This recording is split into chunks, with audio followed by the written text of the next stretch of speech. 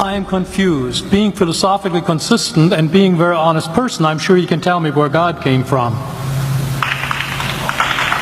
And in addition, once you've told me where God comes from, please try to clarify how you can figure that a spiritual force can have an impact on a material universe to create it. I think that some years ago we already talked about that kind of thing in philosophical circles at any rate, by posing the question, if angels are made of spiritual matter, and a pen is made of material matter, and spiritual matter displaces no space, how many angels can dance on the tip of a pen? I have a sense of sort of reversal experience here, but please do, go ahead. You got 5 minutes. Now, I just want to know which question. That's all right. You may take the rest of the minute. We're supposed to do one question at a time. Which one would you like? That was part of the format for the debate. So which question? I want you to fill in the story of the rest of the beginning of the universe.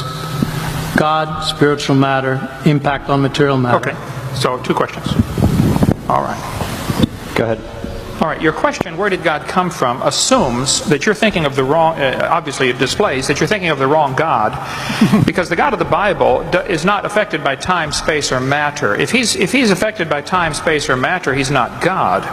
Time, space, and matter is what we call a continuum. All of them have to come into existence at the same instant, because if there were matter but no space, where would you put it? If there were matter and space but no time, when would you put it? You cannot have time, space, or matter independently. They have to come into existence simultaneously. The Bible answers that in 10 words. In the beginning, there's time. God created the heaven, there's space, and the earth, there's matter. So you have time, space, matter, created a trinity of trinities there. Just, time is past, present, future. Space has length, width, height. Matter has solid, liquid, gas. You have a trinity of trinities created instantaneously, and the God who created them has to be outside of them. If he's limited by time, he's not God. The guy who created this computer is not in the computer. He's not running around in there changing the numbers on the screen, okay?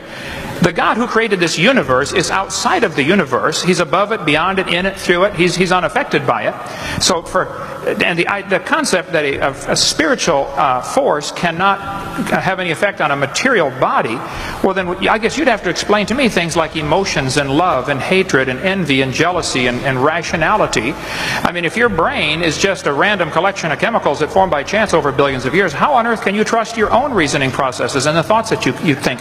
Okay, so your question, where did God come from, is assuming a limited God.